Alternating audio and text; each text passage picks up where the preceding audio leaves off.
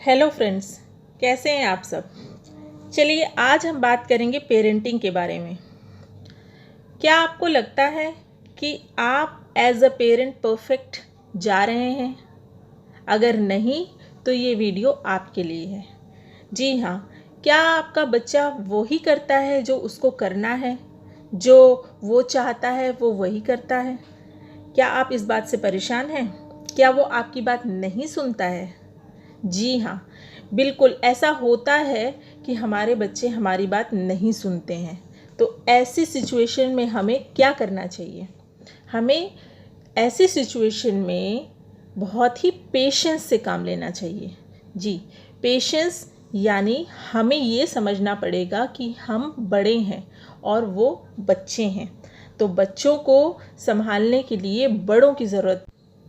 जी, patience ही ऐसी चीज़ है जो हर जगह पे ज़रूरत पड़ती है जिसकी। पेशेंस ही ऐसी चीज़ है जो हम बाहर तो यूज़ करते हैं लेकिन घर के अंदर आते ही हम अपना पेशेंस लूज़ कर जाते हैं। बिकॉज़ हमें ऐसा लगता है कि ये हमारी अपनी फैमिली है। हमारा पेशेंस दिखाना यहाँ पे शायद ज़रूरत नहीं है लोगों को हमारे पेशेंस की, या वो हमें समझेंगे। हमें समझने के लिए हमारा लाइफ पार्टनर ही है जो समझेगा।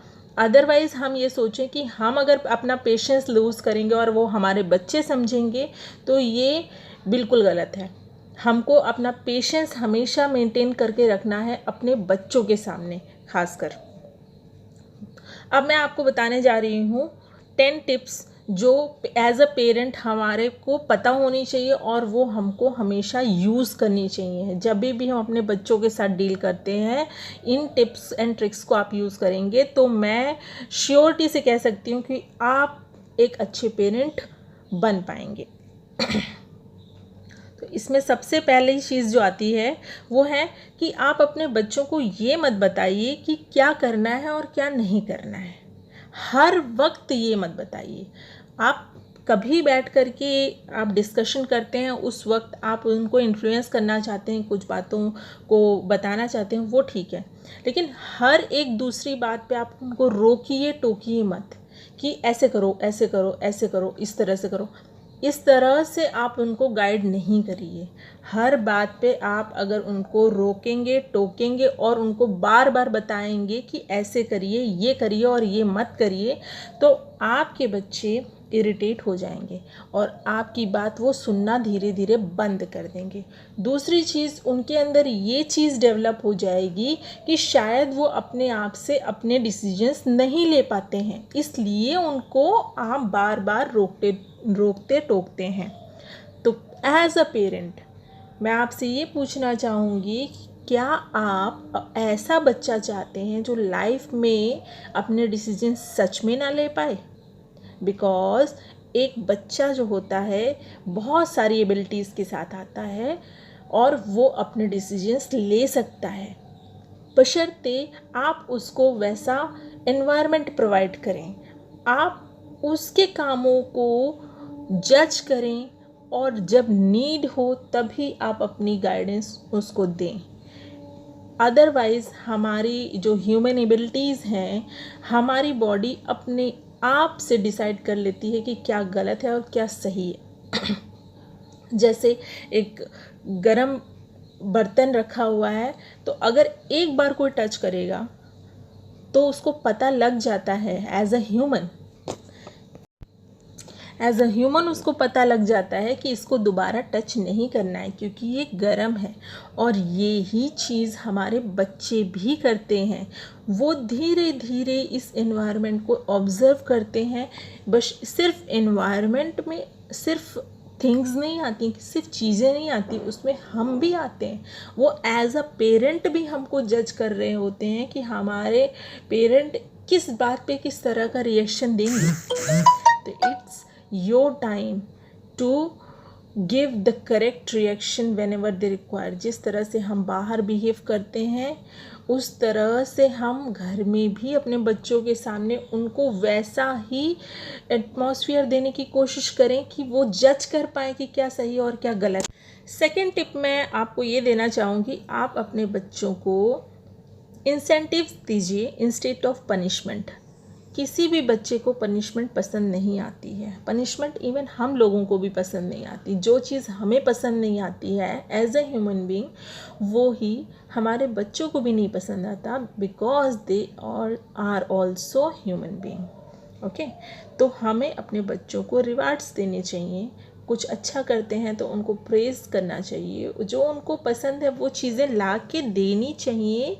जब वो आपकी बात माने, आपकी बात माने तो आप उनको ज़रूर अप्रिशिएट करिए। चाहे आप कोई चीज़ ला के दीजिए, चाहे वो जो भी उनकी पसंद की चीज़ है आप वो करके दीजिए, जिससे कि वो ये समझें कि हाँ आप उनकी बात अगर मानते हैं तो उन्हें अच्छा लगेगा।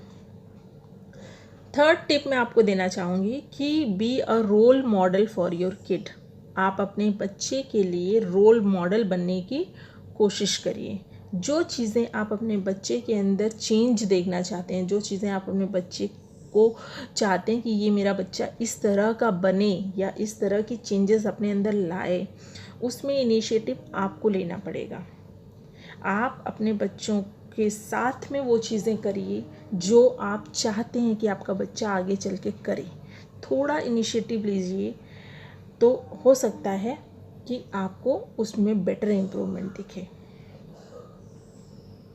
नेक्स्ट चीज़ जो है मैं आपको बताना चाहूँगी वो है डोंट येल योर किड्स। आप अपने बच्चों के ऊपर चिल्लाइए तो बिल्कुल ही मत। आपको अगर चिल्लाने का ऐसा लग रहा है कि ये बात ऐसी है जिसमें मुझे बहुत ज़्यादा चिल्लाना चाहिए, तो चिल्लाइए मत। It's better to be patience and quiet. आप चुप हो जाइए, साइलेंस मेंटेन करिए और आप उस टाइम के लिए उस बात को वहीं पे छोड़ दीजिए। जब आप उस बात को उस वक्त के लिए वहाँ पे छोड़ देंगे, आप ये पाएंगे कि वो चीज़ अपने आप ही आपके दिमाग में सेटल डाउन हो गई है और आप उसको बेटर डील करने के लिए तैयार हैं। ठीक है। नेक्स्ट चीज़ जो मैं आपको बताना चाहूँगी वो ये है कि treat your children the same even if they are different. अगर आपके बच्चा डिफरेंट है दूसरों से, या आपके घर में दो बच्चे हैं या तीन बच्चे तो आजकल नहीं होते हैं, दो बच्चे हैं तो दोनों में काफ़ी डिफरेंस है, तो भी आपको दोनों बच्चों को इक्वल सेम तरीके से ट्रीट करना है।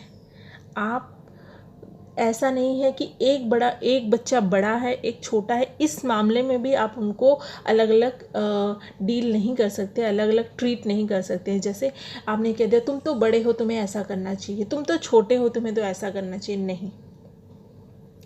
ये उनकी सेल्फ इस्टीम पे जाता है। उनको ऐसा लगता है अपने बारे में गलत, अपने बारे में थोड़ा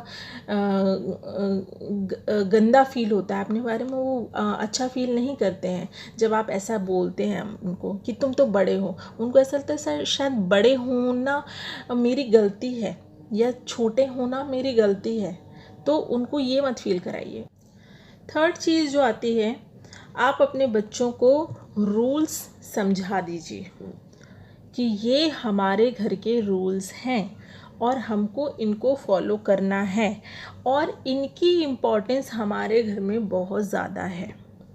जब आप इस तरह से एक दो बार अपने बच्चों को समझाएंगे और फिर हर बार उन रूल्स को ऑब्ज़र्व करेंगे कि आपके बच्चे ने उन रूल्स को फॉलो किया कि नहीं किया, तो आपको ये पता लगेगा कि आपका बच्चा धीरे धीरे किसी चीज़ को फॉलो कर रहा है, कुछ रूल्स को फॉलो कर रहा है, और घर के रूल्स होना बहुत ज़रूरी है।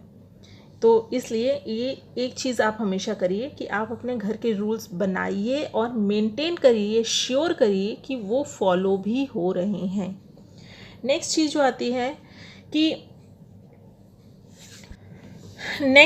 आती है आपको ये समझना पड़ेगा एज अ गुड पेरेंट, आपको ये समझना पड़ेगा कि आपका बच्चा हर एक को खुश करने के लिए नहीं पैदा हुआ। आपका बच्चा हर एक को खुश नहीं कर सकता है। नो मैटर्स कि दूसरे लोग किसी एक चीज़ के बारे में किस तरह से बिहेव करते हैं, किस जगह पे खड़े हैं उस चीज़ को लेकर के, आपको ये समझना पड़ेगा कि आप भी अलग हैं और आपका बच्चा भी अलग है। हमारे जीन्स जिस तरह के हैं, जिस तरह से हम हैं, उसी तरह से हमारे बच्चे भी होंगे।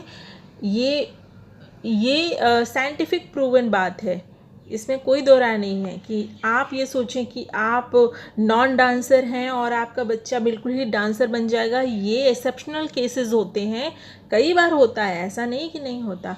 बट आप ये सोचें कि नहीं, इसको तो मैं बना के ही रहूँगा, इट इज़ नॉट, ये नहीं होने वाला। अगर उसके अंदर क्वालिटीज़ हैं, टैलेंट है, आपको खुद दिख जाएगा, और नहीं है तो you cannot force anyone to do the same.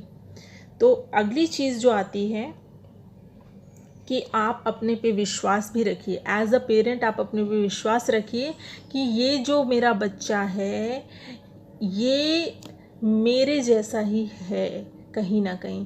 तो मेरे अंदर क्या कमियां हैं, मैं उनको कैसे ठीक करता आया हूँ लाइफ में, करती आई हूँ लाइफ में, उनको मैं किस तरह से सही करती आई हूँ और मैंने अपने अंदर किस तरह से इम्प्रूव किया है, उसी तरह से मैं अपने बच्चे को भी इम्प्रूव करना सिखाऊंगी। उसको कभी ये फील नहीं कराऊंगी कि तुम्हारे अंदर ये कमी है। कमियां सबके अंदर होती हैं। हम एज अ पेरेंट अपने बच्चे को समझते हैं कि हमारा बच्चा बिना किसी प्रॉब्लम का होगा, बिना किसी कमी का होगा, एकदम ही सुपर हीरो या फिर एकदम ही सुपर हीरोइन टाइप की होगी ना। हम सब लोग कमियों के साथ आते हैं, लेकिन हमको ये एज अ पेरेंट तो हम कम से कम समझें, बाकी तो कोई नहीं समझने वाला। लेकिन एज अ पेरेंट अगर हम नहीं समझेंगे तो बहुत देर हो जाएगी। इसलिए हमें अपनी पेरेंटिंग में ये सुधार लाने पड़ेंगे। आई होप आपको मेरी ये बातें अच्छी लगी होंगी। मैं एज अ पेरेंट भी आपसे बात कर रही थी और एज अ टीचर भी आपसे बात कर रही थी। जो मैंने अपनी लाइफ में चीज़ें देखी हैं, सुनी हैं, उसके बेसिस पे मैंने आपको अपना एक तरीके से एक्सपीरियंस भी शेयर किया है। प्लस जो टिप्स मैंने दी हैं वो मैंने खुद आजमाई हुई हैं अपने बच्चों के ऊपर भी और एज अ टीचर अपने स्टूडेंट्स के ऊपर भी, और ये बहुत ही कारगर हैं। तो इसलिए हमें अपने बच्चों को समझते हुए, उनकी ज़रूरतों को समझते हुए और अपनी पेरेंटिंग में कुछ सुधार करने चाहिए। और मैं होप करती हूँ आप लोगों को मेरी बातें अच्छी लगी होंगी। अगर अच्छी लगी तो मेरे चैनल को सब्सक्राइब करें और शेयर करें।